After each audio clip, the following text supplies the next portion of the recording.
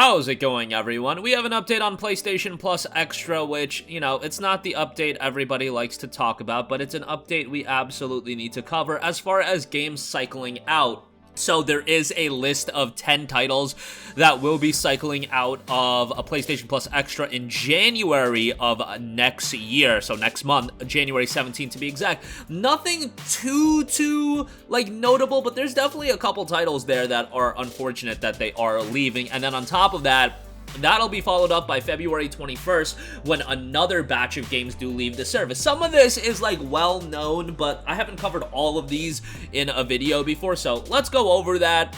This is making the rounds right now, so we'll talk about that. And then also, $200 DualSense Edge controller for PlayStation 5, moderately shorter battery life. We'll talk all about that as that is stirring up quite the controversy. We'll talk that at the end of this video, but first of all, PlayStation Plus, this is just a reality of subscription services that games are going to be cycling out. Outside of first-party games, more often than not, third-party titles will eventually cycle out of the service. Unless some sort of wild agreement was made, usually you work on a agreement that's a window of time. Once that expires, then you can either renew that agreement, usually for an escalated rate. A lot of the times it's an escalated rate, or you just move on and that game will be cycling out and you try to replace it with other titles. But 10 titles will be leaving Plus Extra next month come January 17th. This was revealed by the PlayStation 5 system's Last Chance to Play section. This includes Bound by Flame, Electronic Superjoy, Enigmatis the Ghost of Maple Creek, Leo's Fortune, Masters of Anima, Seasons After Fall, Shyness the Lightning Kingdom, which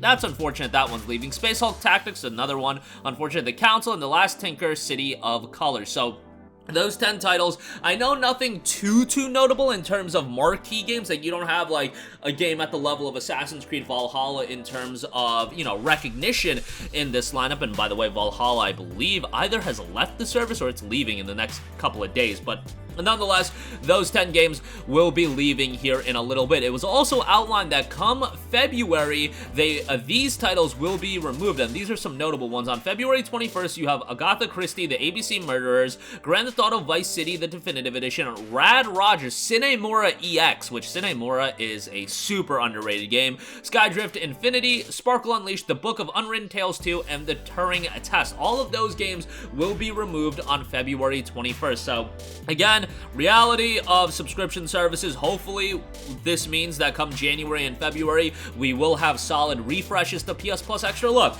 I am not too worried about PS Plus Extra just because it seemed like every month has at least been a 6 to a 7 out of 10. The bad months for Plus Extra will still be a 6 to a 7 out of 10. I saw some people not overly joyed by the December offerings. I think December is pretty decent, man. Judgment, Yakuza 6, Yakuza Like a Dragon, yes, albeit Like a Dragon was a Plus title, Shadow of War, Shadow of Mordor, etc., etc. Pillars of Eternity 2, I can go on and on. A lot of quality games being rolled out on Plus Extra every month. November, I thought, was killer when you literally got the gamut of Kingdom Hearts titles. If you want to go back and play the entirety of Kingdom Hearts, you have the option to do that just by signing up to Plus Extra. Oh, hell yeah, sign me up for that all day long, brother.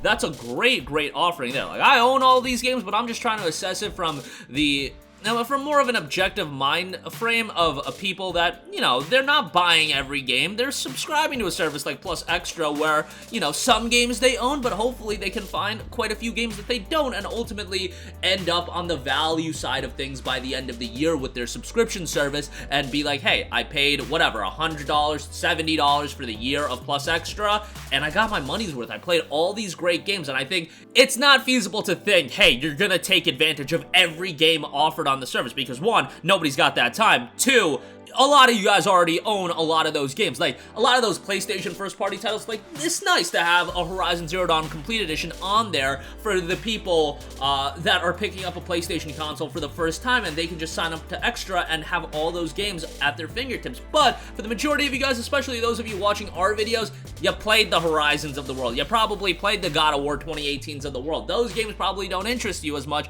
as, let's say, rolling out some not low-key titles, but a game like a Pillars of Eternity 2, like a Judgment. Those are games that aren't as recognizable as some of the big budget exclusives, but at the same time, games that a lot of you guys are going to end up taking advantage of. And I think they've done a pretty good job with Plus Extra as a whole.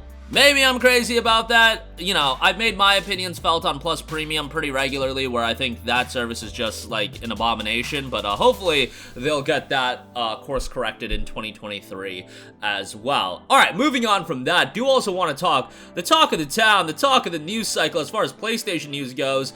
The $200 DualSense Edge controller, a pretty nifty controller. I mean, it's $200 after all. It seems like these premier controllers are just going up and up in price. I remember when the Xbox Elite controller came out at like $130 or $150, and people lost their minds over that. Now you're talking about a $200 DualSense Edge controller, and it was noted that the controller, based on the features that it has, it will be having a moderately shorter battery life. The full statement from Sony notes this: the DualSense Edge wireless controller's operating time is moderately shorter than the original DualSense wireless controller because we've included many more features within the same form factor and ergonomic design as the original DualSense controller. We wanted to strike a good balance between wireless operating time and delivering robust, high-performance features. Additionally, the longer USB braided cable is also great for competitive players who prefer playing with a wired connection to avoid wireless interface. This option preserves battery life as well. So, you know, take that for what you will, but a $200 controller that has a very big downside, comparatively speaking, to the DualSense controller. And it's not like, I think the DualSense controller battery is fine, but I wouldn't say it's blowaway by any stretch of the imagination. So if we're, you know, slicing that up by what they are noting to be moderately shorter, like, what does moderately shorter mean? That is, again, that's terminology that we need more information on, as far as, are we slicing that battery life in half by 25%, by, you know, 40%? What does that really mean? And that's when we're really gonna get a lot more information out of it. Maybe I'm like insane where I think the DualSense battery life is just okay, but like, I've played with Xbox controllers, and I feel like Xbox controllers have way higher battery life. I know with Xbox controllers it is a little bit different with, you know, how the charging and everything like that goes, but nonetheless, I think the DualSense controller battery is fine. I've never had that to be a complaint, but I think if we're gonna significantly shorten that, or moderately shortening that, then that could be a problem, especially when you're talking about a $200 controller. Like, $200, that's a lot of money. That's like, what,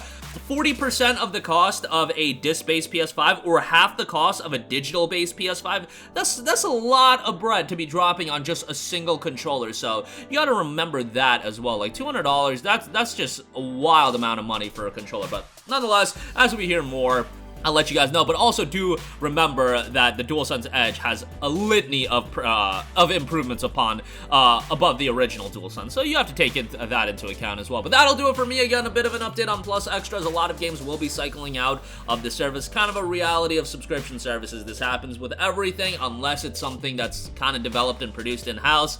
You're gonna deal with situations like this, and the $200 DualSense Edge controller, unfortunately, moderately shorter battery life there. That'll be doing it for me. Sound off with all of your thoughts in the comment section down below. Thank you for watching, and goodbye.